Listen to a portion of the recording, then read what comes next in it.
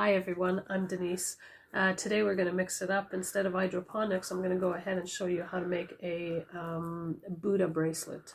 It's going to be with lava rocks and an actual hum sign and the chakra itself.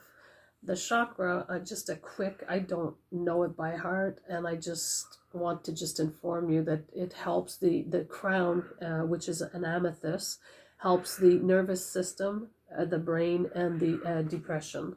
And then you go to the second one, which is a lapis lazuli, and that's the third eye, and it helps you with headaches, eye condition, and balance. The third one is the throat, which is of a blue turquoise, and it helps with the respiratory system, neck and throat. And then we go down to the next one, which is a green marble, which is the heart, and it helps heart disease, lungs, and throat. And asthma.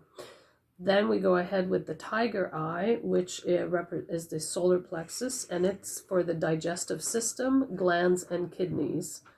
Then after that we have a amber resin, which also some people use citron, and it's for the sacral or sacral, I'm not too sure how to say it, but it actually helps your bladder, lower back, and abdomen.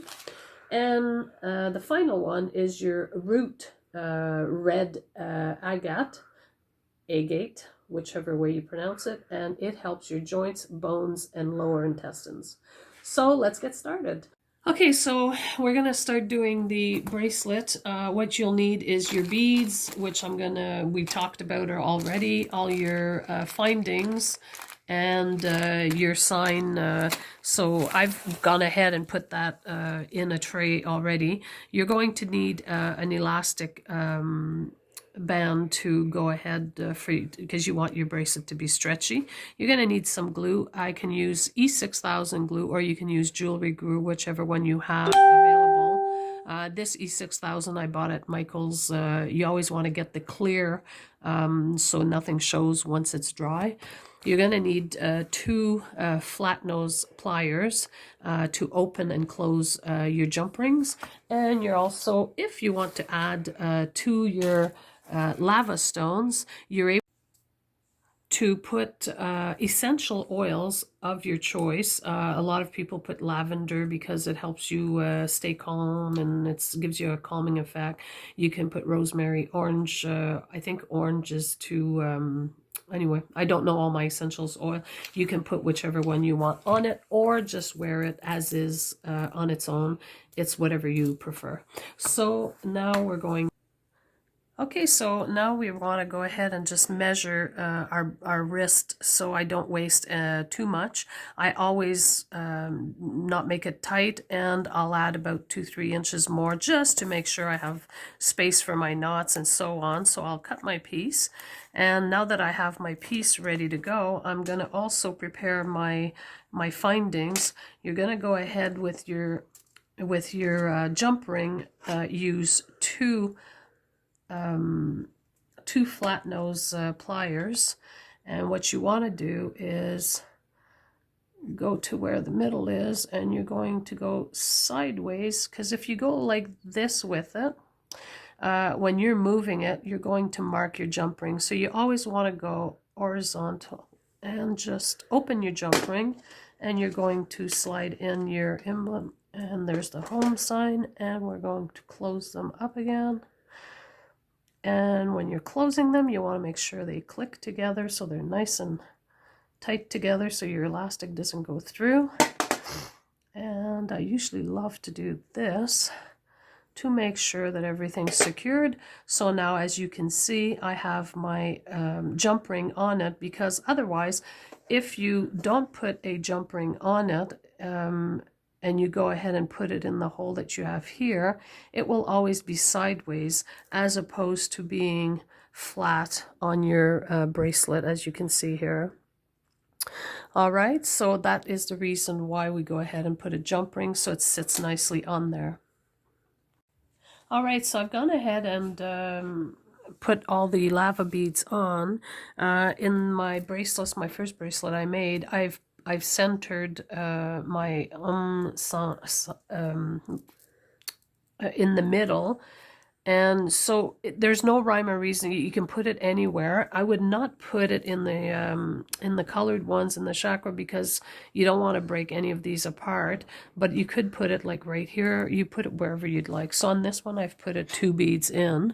And so now you can go ahead and pause the video. Go ahead and load. And I've also put my my findings at each end. So that it separates my chakra beads. And so now I'm going to load the chakra beads, which I've already placed in order, as you can see. And I'm just going to load them at one end and come back to show you how to tie it off. All right, so I've loaded my my colored beads, which is the chakra, and we have from the crown to the root. And now it's time to go ahead and just do one knot. Don't knot it off yet, and put your thumb and index on both of your strings to leave it, and you want to test it. You want to try it. Is it too tight? Is it, you know, do I need more beads or so on? On this one, I believe I have 15 lava rocks. You can add or take some away depending on the size of your wrist. This normally would be about 7.5 inches is the norm for bracelets when they sell them. So depending on how big you want to make your bracelet is going to decide how many lava stones you have on there. So when you go off and knot any elastic, you want to make sure to do 3 knots. 2 will come apart, 4 is too big, and 3 for some reason works quite well. So we're going to go ahead and loosely tie it up. You do not want to tie it too tight. If you do it too tight, your beads are going to bunch up. And that won't wear it, you know, it won't be nice to wear, it won't be proper. So you want to go ahead and tighten them. And to tighten your knot, I always take my index thumb on both sides and pull to make sure my knot is nice and tight. So between each knot of the second and third knot, I do this just to ensure the tightness of my knot. So I'm going to go ahead and do the third knot. Let me see here. So my third knot, I do it tight, and I'm going to go ahead and grab the 4 strings to again pull like this to make sure it's nice and tight. So now at this point, I'm going to go ahead and cut my strings. You want to go close enough, and I've cut them off. And now I want to take between my finger and another finger, because I want to have this not touching anything. I'm going to open my glue.